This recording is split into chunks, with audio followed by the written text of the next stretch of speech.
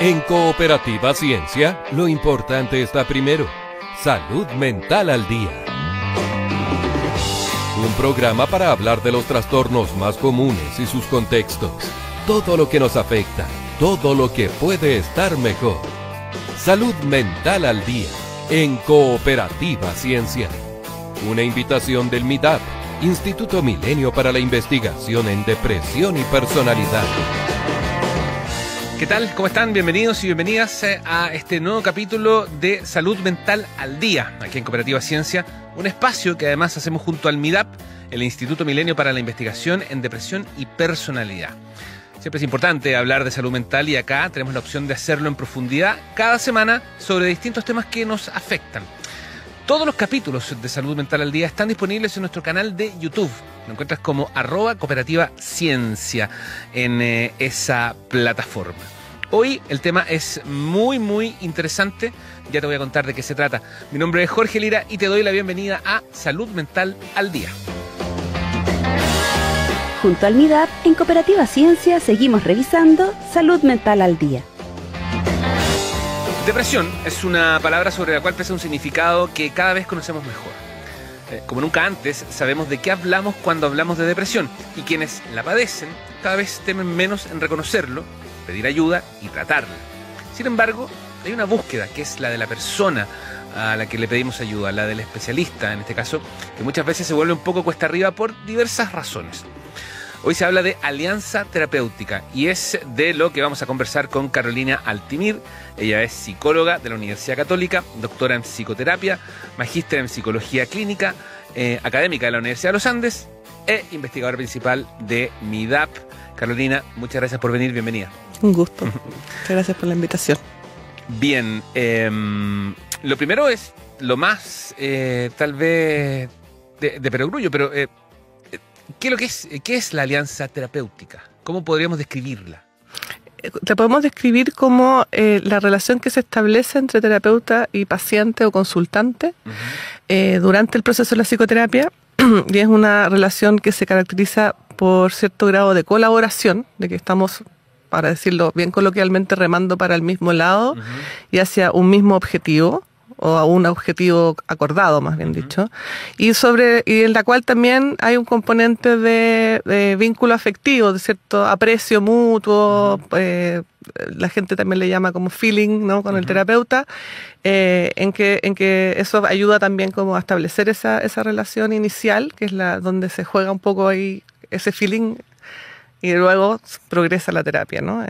Y en ese primer encuentro, ¿quién tiene que poner más de su lado? Como eso es interesante. Para establecer, para que la raíz sea sólida. O sea, ahí el terapeuta es el que tiene el rol, digamos, más agente de establecer la invitación a trabajar, a explicar de qué se trata. Esto mucha gente no sabe muy bien qué es hacer psicoterapia. Hay gente que ya tiene experiencia, pero de qué se trata, lo que vamos a hacer, en qué consiste en lo que yo voy a hacer y lo que te invito a ti como paciente a hacer, digamos, en esta relación. Y eso es muy importante, que el terapeuta lo active, lo proponga, que genere cierto grado de confianza, que genere cierto grado de comodidad, ¿no?, para que el paciente se pueda sentir también comprendido, escuchado. Ahora bien, también el paciente tiene que colaborar o poner su grano de arena por medio, sobre todo, de las ganas de trabajar en el problema que lo aqueja, digamos, como hay una motivación por hacer algo al respecto.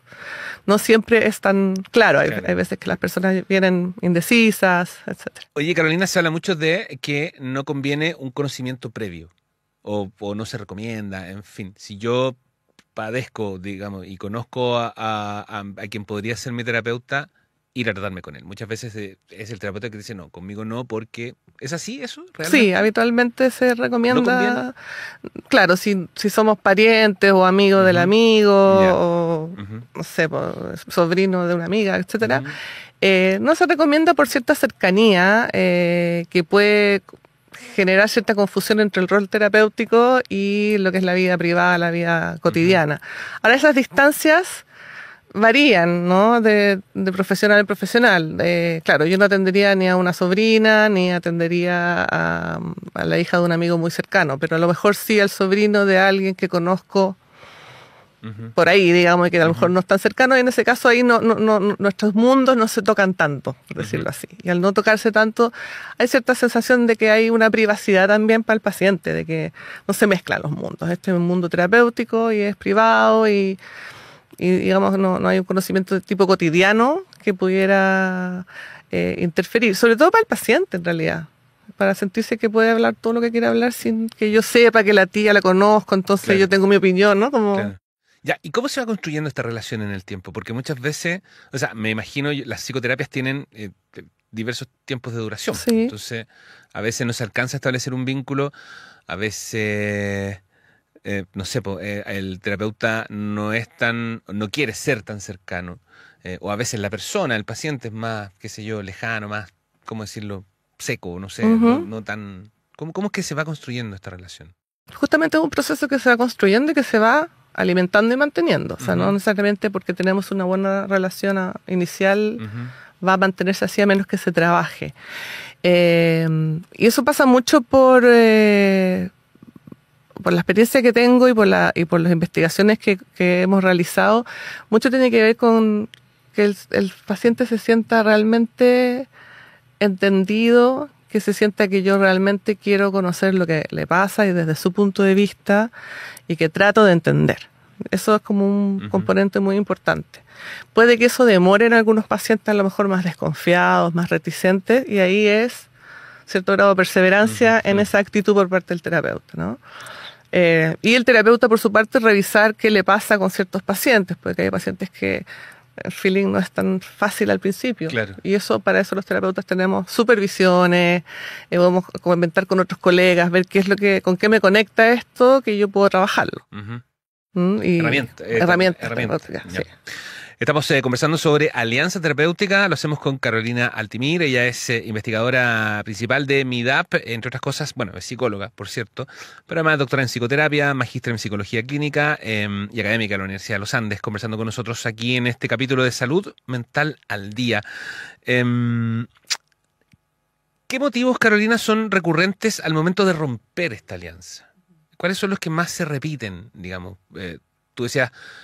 De repente el feeling no es automático, tampoco se profundiza más tanto, el paciente o digamos el profesional de repente tiene que consultar, recurrir a algún tipo de herramientas como para ver de dónde se agarra, pero finalmente eso podría romperse, ¿no? O sea, yo me imagino que hay una alta tasa de pacientes que no siguen yendo a tratamiento por las razones que sea, digamos. Claro, ahí en la investigación sobre esto de la alianza, lo que entendemos es que la alianza es un proceso dinámico y no es que se rompe una vez, se puede romper todo el tiempo varias veces en el proceso. Ese es un proceso que son como olas. Entonces hay momentos muy coordinados, paciente-terapeuta, y otros momentos en que hay como un quiebre temporal. A eso técnicamente le llamamos rupturas, que tiene un nombre un poco fuerte, pero no quiere decir que me voy a dar un portazo y me voy. Es una ruptura momentánea en ese flujo del proceso terapéutico, ¿ya? Y que de repente esa colaboración se rompe, de repente estamos entendiendo cosas distintas o hay un malestar. Y lo que puede despertar esa ruptura pueden ser actitudes tanto del terapeuta como del paciente. ¿Ya? Puede ser que el paciente interprete una pregunta, una indagación del terapeuta como algo que me está juzgando, ¿no? Que me está haciendo una opinión negativa de mí, y eso me gatilla un malestar momentáneo. Entonces puedo sentirme ofendido, enojado, o quedarme callado, irme para adentro, como dicen, ¿no? Y no seguir por ahí. Entonces esos son, por ejemplo, pequeñas rupturas que a veces pasan incluso desapercibidas, ¿no? Y esas son cosas que es importante que el terapeuta sea súper atento a eso para poder decir, bueno, no sé, dije algo que te molestó, lo dije en un tono así o asá, ¿no? Y como tratar de resolver ahí esos malos entendidos, por decirlo así. O, por ejemplo, si yo estoy como terapeuta muy enfocada en un objetivo que no te hace sentido a ti como paciente, o tareas, no sé, si yo te digo, no sé, escribo un diario de tus pensamientos y me carga escribir diario, entonces no quiero hacerlo. Bueno, ahí también son desacuerdos que se pueden trabajar, digamos, que en el fondo van pasando durante todo el proceso. Ya, y cuando se produce una ruptura, pasa un cierto tiempo, ¿es misión del terapeuta buscar al paciente? Ya, eso está como dentro de la... O sea, ruptura, pero tú dices como si se va el paciente no vuelve. Claro, claro. Ya, esa sería una ruptura un poco más masiva, más Ajá, grande, ¿no? ya. Como que el paciente no se sintió cómodo, Ya. no quiere hablar del malestar, con el terapeuta más bien deja de ir. Entonces, bueno, ahí el terapeuta lo buscaron un par de veces hasta que el paciente dijo, le pueda decir que no quiere más. Bueno, eso es decisión, el paciente es autónomo y tiene toda la, digamos, libertad de decidir si seguir o no. ¿Ya? Ahora bien, en estas rupturas en sesión, que son como Sí, en sí, ese sí. momento, sí es importante que el terapeuta esté atento y logre percibirlas y las logre abordar, Claro. como para ver qué pasó ahí, ¿no? Eso ayuda mucho al proceso terapéutico. Ya, pero una acumulación de rupturas también puede gatillar algo más profundo, como Sí. por ejemplo que Justamente. el paciente no decía... Justamente. De hecho, la investigación muestra que cuando los terapeutas no logran ser más flexibles en términos de detectar las rupturas, tratar de ver de qué se tratan, de trabajarlas, y se acumulan mucho, eso generalmente resulta en abandonos Ya. prematuros. ¿Y de la existe el caso terapia. contrario? Como de terapeutas que digan, ¿sabéis qué? No puedo con esto. Puede ser, se ¿Sí? te puede pasar. Ya, Sí. ¿y ahí qué se recomienda? Digo, estoy pensando como en el paciente. Si viene un terapeuta y te dice, ¿sabéis qué? No puedo ayudarte. Bueno, eso importa, también es el rol y como la responsabilidad del terapeuta de darse Sí. cuenta de sus límites, sean cuales sean, Sí, sí.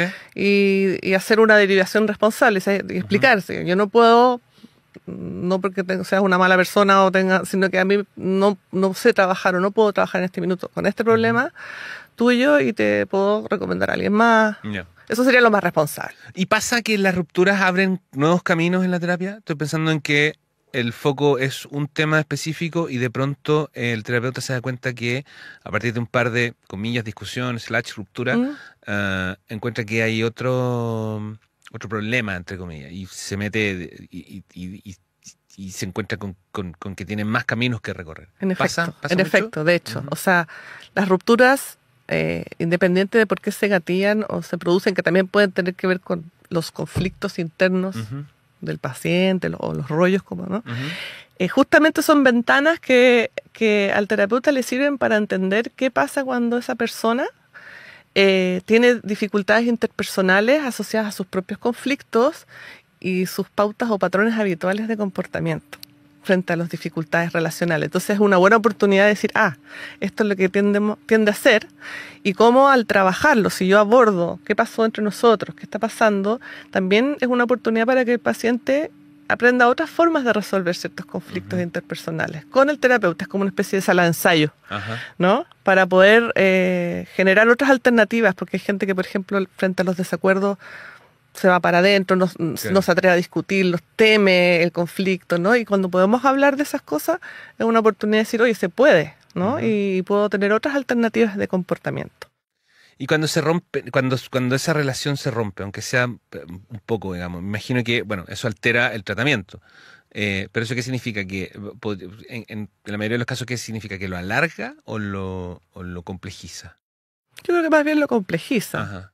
Pero de nuevo, insistir en que son inevitables, Ajá. van a haber rupturas siempre. Aunque te lleves muy bien, el feeling sea muy bueno, va a haber momentos en que, como terapeuta, a lo mejor yo no voy a comprender bien lo que te pasa, o a malinterpretar algo, o usar un tono que no te gustó mucho, y eso puede generar situaciones conflictivas, ¿no? Y eso va a pasar siempre. Ahora, el tema es abordarlos en el momento.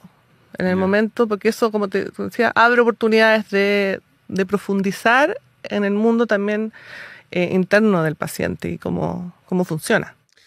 Y Carolina, ¿y cuánto influye el entorno? Estoy pensando en los mundos que chocan ahí, porque finalmente hay un mundo que corresponde al paciente, que por la razón que sea, o sea, tiene lo que tiene, digamos, o padece lo que padece, pero finalmente también está influido por, no sé, su entorno laboral, su entorno familiar, en fin, una serie como de cosas que afectan a la persona. Y por otro lado está el terapeuta, que también muchas veces tiene, digamos, no sé, sobrecargas o también tiene sus propios, qué sé yo, problemas, en fin.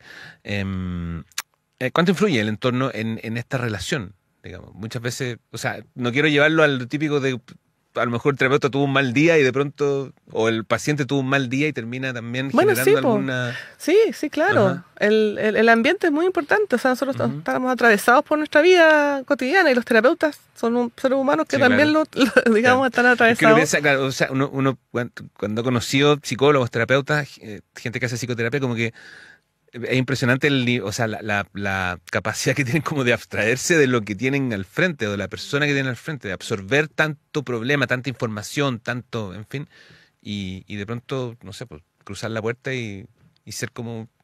Claro, eso es una cosa que uno entrena, pero Ya. también no somos autómatas y en Ajá. la relación con el paciente nos pasan cosas y Ujú. puede haber cosas que nos conmuevan o ciertas actitudes del paciente que nos hacen sentir inseguros, incompetentes, que no estamos achuntándole, Claro. intentamos y no pasa nada y eso nos genera frustración, nos genera agotamiento también. Entonces nos pasan esas cosas a los terapeutas y parte del trabajo es trabajar con eso.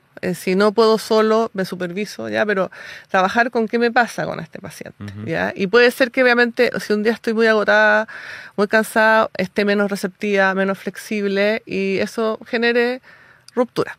Ujú. Y eso no es como, no te puede pasar por ningún motivo, Ya. te va a pasar, pero Ajá. la idea es como reconocerlo, ¿no? Y abordarlo. Ahora bien, lo que vemos también es que cuando hay terapeutas que están con mucha carga de trabajo, estoy pensando sobre todo en el sector público, por ejemplo, que Oye, te tienen quiero que llevar atender, en un ¿no? minuto más, pero... Muchos pacientes Ajá. en tiempos así limitados y con problemáticas complicadas, qué sé yo, claro, eso va mermando un poco la capacidad del terapeuta también de estar tranquilo, de sentirse flexible y receptivo, y eso Ujú. también puede generar más ruptura. Estamos hablando de Alianza Terapéutica con Carolina Altimir, psicóloga, como te contaba hace un rato, es doctora en psicoterapia de la Católica, magíster en psicología clínica, también de la Católica, académica de la Universidad de los Andes y investigadora principal del MIDAP, que es el Instituto Milenio para la Investigación en Depresión y Personalidad, con quien hacemos este programa aquí en Cooperativa Ciencia. Tú lo dijiste recién, el sistema público, ahí hay un tema con el tiempo, con la carga de trabajo, en fin. Ahí son varios los factores. Bueno, tú mismo dijiste, está el tiempo. Hay un par de, o sea, hay como estudios que hablan de 7, 8 minutos, una locura.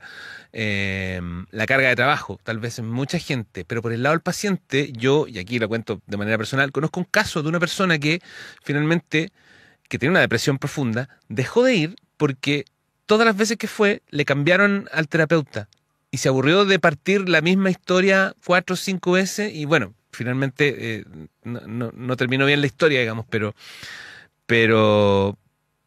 es llamativo, digamos. O sea, me parece que esos son como puntos importantes, ¿no? Muy importante, eso es un tema no menor y Ujú. muy frecuente. Hay alta rotación en el sistema público Ujú. de profesionales, psicólogos, que son los que hacen la terapia, ¿ya? Pasa eso, pasa también que sobre todo si es CESFAM, o sea, atención primaria, las citan uno cada mes y medio. Claro. Entonces las sesiones no tienen esa Muy continuidad espaciado. propia Ujú. que requiere una psicoterapia. Y justamente, bueno, parte del trabajo que un grupo de gente del MIDAP estamos tratando de hacer es justamente ver de qué manera aportar al sistema público con psicoterapias breves, semanales, máximo 12 sesiones dentro de lo que se pueda en el sistema público, pero que logre establecer un proceso terapéutico y eso pasa por también establecer una relación terapéutica. Por eso Claro. esta persona que tú conoces se aburrió y se fue. No se sintió considerado como una persona que tiene un problema, que es reconocido por alguien que lo vuelve a ver y sabe quién es, sabe cuál es su problema y está interesado y motivado en Claro. ayudarlo. Eso no logra suceder si cambian los terapeutas, si me veo cada mes y medio, ¿no? Y eso es fundamental para el proceso terapéutico. Tiene que haber una relación terapéutica positiva, una alianza Ujú. de trabajo para que el proceso sea productivo y sea Ujú. positivo. Oye, Carolina, última. ¿Ayuda en esta alianza pensando, por ejemplo, en la, no sé, pues en que en las personas, no sé, un paciente puede ser tímido, en fin, es primera vez que va, que se acerca, siente que tiene un problema, no entiende bien lo que le pasa, etcétera? ¿Ayuda la teleatención? Ujú. ¿Sí? O sea, es como ha sido beneficioso aquello.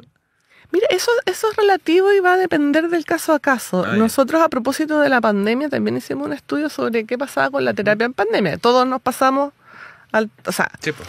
es interesante porque antes de la pandemia había mucha resistencia de muchos terapeutas a la teleterapia. Porque había opciones de hacerlo, pero no, eso es más impersonal. Por fuerza mayor Ujú. lo hicimos casi el 100% y no pasó nada malo. Ujú. Fue súper, o sea, Sí, sí. funcionó muy bien, se estableció la alianza terapéutica, se pudo trabajar.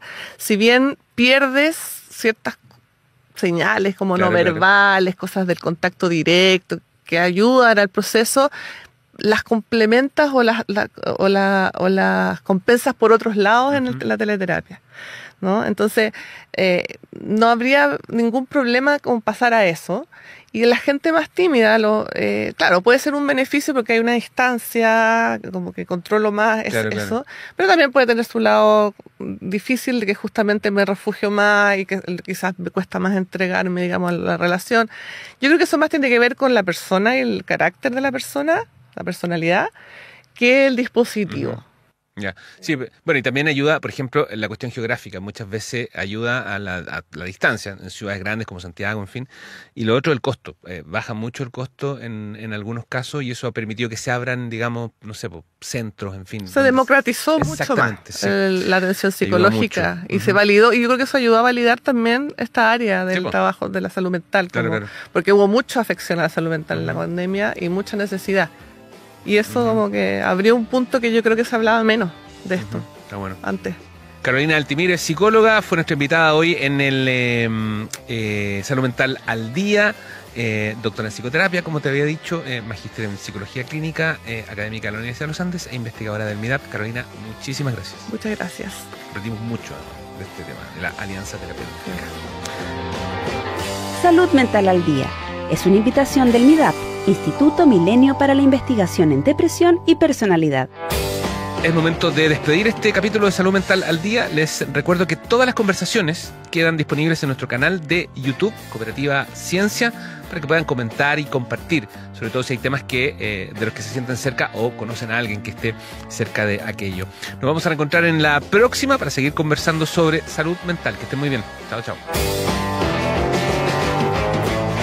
En Cooperativa Ciencia fue Salud Mental al Día, con todo lo que nos afecta y todo lo que puede estar mejor. Salud Mental al Día, una invitación del MIDAP, Instituto Milenio para la Investigación en Depresión y Personalidad.